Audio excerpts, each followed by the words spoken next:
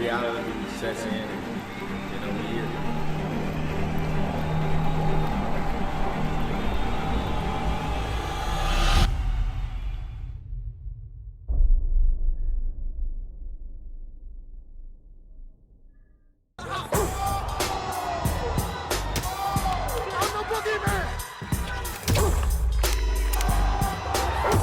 Respect isn't given, it's earned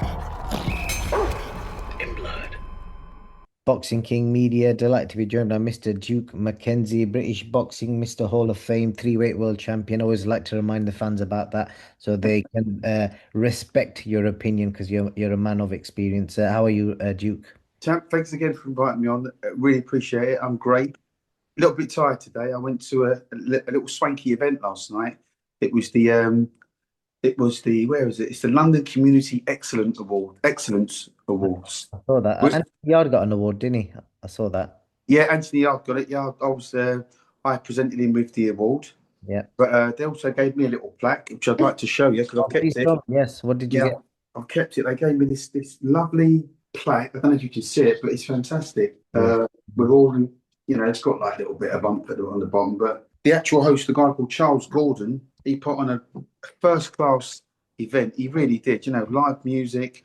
There was a lady playing a violin. They had live acts on also, and it's all about the community, the Croydon community, more to the point. What people are doing within the community to help young people, and the amount of lives that are being saved, and the kids that are being put on the right track and not the wrong track. It was a fantastic event, and like I said, it's just nice to be a part of it. And I know you're a big advocate for that as well, trying to take people off the streets, and you do that with your gym, don't you? Yeah, absolutely. Yeah, I got a few. You know what? I'm going to say I've got a few nice young people in my gym, just doing the right thing. That's Trevor again. He gets the ump when I go on TV. No, it's all right. We enjoyed Trevor's huffing and puffing in the background. Just to remind the fans again, Duke, where the gym is, and if anyone wants to train with the British Boxing Hall of Famer and pick up some life experience as well down in Croydon, just remind them where the address for your gym is.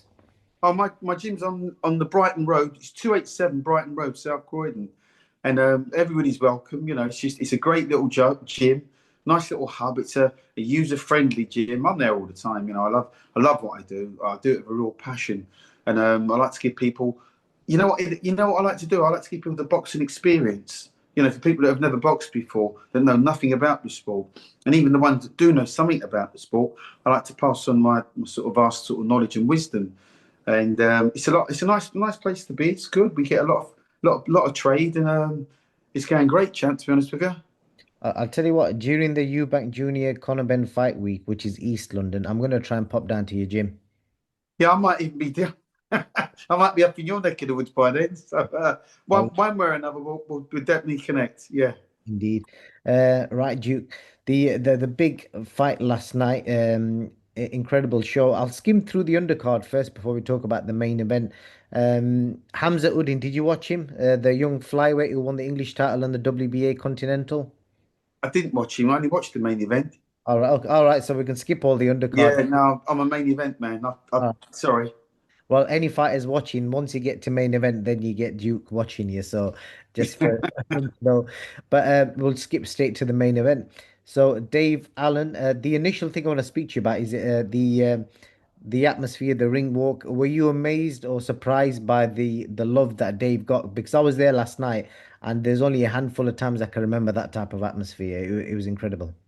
There's so many things you can say good about Dave Allen, and last night's atmosphere, watching it on the TV as I did, you know what? It kind of it reminded me. It was very similar to that of like a Ricky Hatton, the late Ricky Hatton.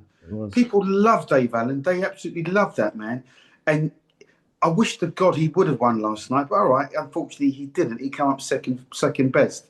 But the atmosphere, it was first class. It really was, and those people done him proud because from first bell to last bell. They was cheering his name. And like I say, the result didn't go his way. And I feel that he was doing so well in the run-up to that fight, in the way that he was talking, until about 2 or 3 days before when I saw an interview with him on social media, and he was saying, "Well, if I win, but maybe." Red flags again for me, because when you're that close to a fight, you have to be so confident. You have, in your own mind, you can't be talking like that. You can't be negative any way, shape, or form. But unfortunately for Dave, you know, he's he's always gonna be that also ran. He's never gonna get the big one. I don't know with that kind of mentality that he's got, you can't really change it. Because when he steps up to the big fights, he's gonna question himself, as he always does. And he's always done it previously. And just when you thought there was a little glimmer of hope, I mean, again, I don't want to take nothing away from the guy, because he's a lovely guy. But you know what? I've never met him, and I'm not speaking bad or ill of him. But what I am saying is, his mentality just isn't quite right. He always sees himself as the nearly man. He doesn't see himself as a winner, an out and out winner. He doesn't see himself as a champion. He just sees himself as the guy that's going to be in a good fight. And if I win, and again, I can only reiterate what I've just said. You can't think like that when you're challenging, or you're on the way up, or you've got a big fight. You can only think about one thing, and that's winning. There can be no doubt or whatsoever in your mind. You've just got to think, I'm gonna win. Not even the question of how I'm gonna win. You just have to have that ingrained in your system, because that's what champions are made of. Was this any specific thing that he said that raised that red flag that you're talking about? Well, that's what I'm saying to you. He was talking to I think it was a female interviewer, and she was saying to him, Dave, how do you feel about the fight? And, can you win the fight? And he had a very vacant look on his face, as though he could have wanted to be anywhere else except there at that point. He said, well, he was just very matter of fact, very, very. People say it was calm. I don't see that as being calm. I just see that as he'd almost given up. It was almost like he'd given up before the fight, before that first bell had gone. Now, I watched the fight live, and he had one or two little moments in that fight. But when you've got, again, I'm only speaking from experience. When I've boxed guys that are a bit taller than myself, and you've got your hands cupped up around your head, and you're trying to walk those guys down, it doesn't really work, because they spear you with jabs. And that guy kept jabbing and jolting his head back. And, Makhmudov, was that the right pronunciation? Yep.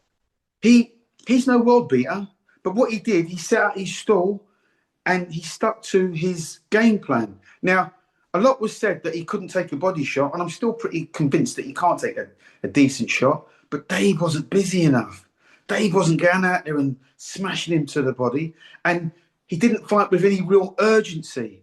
He thought he could walk him down. He thought he could cup his hands up around his head and just keep walking forward and walk him down. And I didn't, for me, the referee was all wrong, because the referee took 2 points off that boy, which I don't really think were warranted personally. But what do I know? I'm not a referee. So the referee took 2 points off of him. But even with the 2-point deduction, he still won. And he won away from home on all three judges' scorecards. So there wasn't enough urgency from Dave, no head movement from Dave. There wasn't enough jabs, an occasional burst, a little one or two flurries that he put together. Like I say, I don't know how. I think he wanted it bad enough, but he just couldn't produce the form that he needed. He couldn't drag it out of himself, because he's not that guy. Do you think he, like you're saying, he didn't do enough, but do you think he had it in him to do that? No. Or mentality? No. He didn't have it in it. He didn't have it in him. He didn't have the class to do it, and he didn't have the firepower to do it. Moreover, I mean, he caught the guy once or twice. He's going to get hit. He's going to get hit. But when he should have jumped on him again, didn't pull the trigger. Didn't say so. Oh wow, got this guy hurt. I'm going to go and finish it. There was 1 or 2 points in that fight where he threw 1 or 2 flurries towards the end of the fight, and you thought he would try and really. I mean, he did. He did what he could do. He did his best that he could do. But like I say, he's not really cut out for mainstream. He's not your A-lister heavyweight. Okay. But based on what you saw, obviously there's a lot of talk of him whether he should carry on fighting or not. Because 3, 4 years ago, people have saying, "Oh, he's done," etc. But he's obviously had this resurgence and got himself a main event slot, etc. So there's talk of him coming back fighting at British level. That's what he wants. He's kind of intimated he wants to carry on. What do you think he should do from your fighting experience? Oh, no question, he's got to carry on. Like I say, he's the people's champion. He's not getting beat up, knocked out, knocked down. You know, he's not on the floor, not by any stretch of the imagination. And you know, there's probably still one or two more glory nights to come. He's only got to be in the right place at the right time. You know, boxing, sometimes you need to roll the dice and take, you know, ride your luck. And right now, he is Mr. Popular. I mean, that's the first time I would imagine he's tasted anything like what he did last night, topping the bill. 10,000 people. Now that can do things to you, you know, psychologically. It can really play on your mind. And he looked nervous to me, Dave. I don't care what anybody says. He looked nervous to me. His ring walk, he looked nervous. When he got in the ring, he looked even more nervous. So he was never going to produce, even if he could have produced a sterling effort, which it was just a sterling effort, but it wasn't great. It wasn't good enough to win the fight. So, but sometimes you have to overcome your fears. Now, speaking from experience, I've been in a very similar position where I never used to convince myself sometimes until fight day I could actually win the fight. Because when you start doing your tick box, did I go to bed early? Did I do my runs? Did I get my sparring in? You know, when you start doing your tick box, have I got my gum shield? Have I got my shorts? Have I got all my everything I need to make me whole? When you start doing that and you start ticking things off, if you've got a tick box and it's all clear, you get confidence from that. But I think Dave had one or two X marks on his tick box, which didn't allow him to maybe fight a little. He could only fight a little bit better than what he did. The guy's height obviously gave him a lot of problems. Well, you did pick Makhmudov win. You was one of the few people that I spoke to that said Makhmudov would win. With regards to Dave, so if he fights at British level, who do you think is a good fight for him, or who do you see him beating? Because obviously he's fought Fraser Clark, he lost to Fraser, and obviously we'll see what happens with him and TKV in a couple of weeks' time. Yeah, I mean, listen, he should get a British title fight. I mean, I don't, you know, even with the British scene the way that it is, you know, Fraser Clark and Jamie TKV or whatever he calls himself, you know, these guys are gonna square off, right? In a British domestic title fight, they could fight the winner of that and probably do himself proud. Who knows? He might get lucky. You know, you need a lot of luck in this game. It's not all about skill and promoters and managers and one thing and another. Sometimes you need a little bit of luck. Who knows? You might fight one of those guys, cut them bad enough, fight gets stopped. He's British champion. Who knows? Very true. And then with regards to Makhmudov, he called out Anthony Joshua, and I think he's had an exchange with Anthony Joshua on Instagram where he's told him if he beats Dave, he'll fight him next. Frank Smith and Eddie Hearn wasn't too keen on that fight. Um, is he a challenge for Anthony Joshua at this stage, and would you want to see that fight? Would I want to see that fight? I'd only want to see that fight for one reason only. Someone's getting KO'd. I mean, Joshua's going to knock him out, or he might get lucky, and I mean extremely lucky, and KO Joshua. And then he's calling himself a world-class fighter because nobody knows what Joshua's got left. Nobody knows. And nobody's going to know until that first bell goes. Now, Joshua's been out the ring a long time. And the bigger you are, the more it can hurt you as a fighter. So I'm guessing, how long's AJ been out now? 15 months at least? Longest in his career. Yeah, right. So it's a long spell. And to come back and fight anybody right now, Joshua's got, he better bring his A game, or he can get wiped out with just about anybody right now. He can't go in there. What I'm trying to say is AJ can't go in there with any fragilities. You know, he can't go in there questioning himself. If, but maybe, you know, he's got to be positive all the way. I still think there's a little bit left from Joshua. I don't know what's left. Nobody's going to know until he gets in there. But let's just hope AJ's got something left and can go on and do something in the sport of boxing. Indeed. Can you see Makhmudov winning a world title? No. Is he any good? Like, how did you put him as a fighter? No. Again, this is all about levels. Now, Dave Allen's last performance before this against Johnny Fisher, as I said before, kind of flattered him a little bit. You know, Fisher was the next great white hope, and it was building him up. This great guy was knocking everyone out and looking good, but all of a sudden the wind blew, and guess what? Got chinned. Then Dave took over that mantle of being, you know, the next great, you know, big superstar. But Dave's personality isn't cut out for being a superstar. He's not a superstar on his own mind. So he stepped up a level, fought Makhmudov, and guess what? Got found out. Makhmudov, he's nothing great.